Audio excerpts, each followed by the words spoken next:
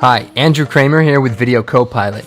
Now to start, I'm going to take this real 8mm film clip, which is actually digitally transferred from real 8mm film, so you can't get any more authentic than that. So what I want to do is I want to drag this layer down onto my timeline window right over our bride footage, and then line that up at the 0 point. And the next thing I want to do is essentially key out this white area so that all the dust and dirt is basically overlaying our bride footage. Now to do that, we're going to change the transfer mode of this film layer. And to do that, we just click on this mode and we change it from normal to, for this particular case, multiply. So with that selected, we can see that immediately we're getting somewhere. The dust and scratches are right on top of our bride footage, and it's starting to look pretty good, but we want to take that a step further. So the next thing I want to do is make a new adjustment layer. So we go Layer, New Adjustment Layer. And an adjustment layer, if you don't already know, is basically an effects layer that allows you to add effects to it, and it basically affects all the layers below it. So let's go ahead and add a hue adjustment to this. So we'll go to Adjust, Hue and Saturation. Now inside of this effect, we're going to click on the Colorize box, which is going to turn on a tinting mode. And let's go ahead and change the hue to about 25. And that kind of gives us a nice old look. And the saturation at 25 looks pretty good. So, right away we get a really nice look. But we can also take this another step forward and blur the edges of the video to kind of give it a nice projected look. That, with the uneven focus of a old projector lens. So to do that, what I'm going to do is I'm going to take this bride footage and I'm going to duplicate it. And to do that, we're going to go Edit, Duplicate.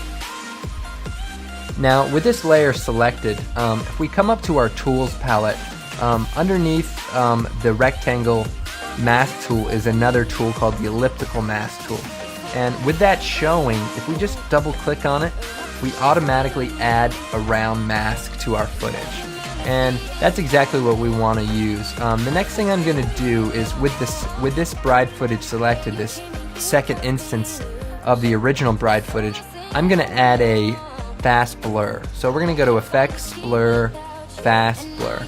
And we're going to make it say about 25. And let's go ahead and repeat the edge pixels so that our blur doesn't get cut off prematurely.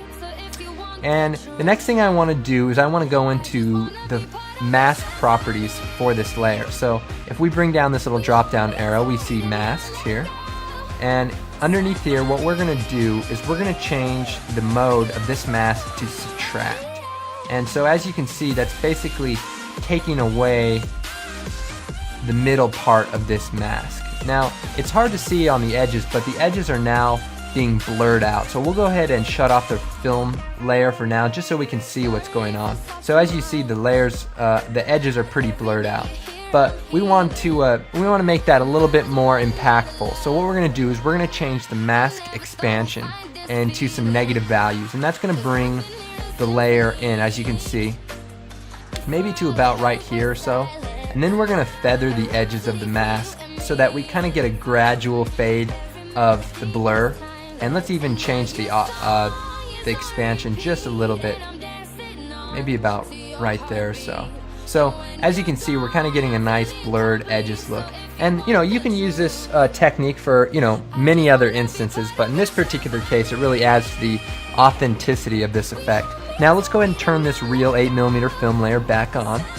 So now, as you can see, we have these really blurred edges, and we can even go back into this layer and boost the blurriness maybe to about 50.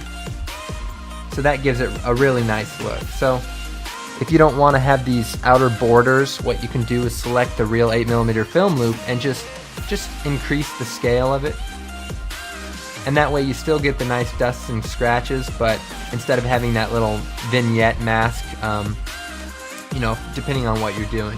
I kind of think it's a nice effect. It adds just kind of like that, projected on the wall look or whatever. So anyway, this is how you can create an old film look right inside After Effects.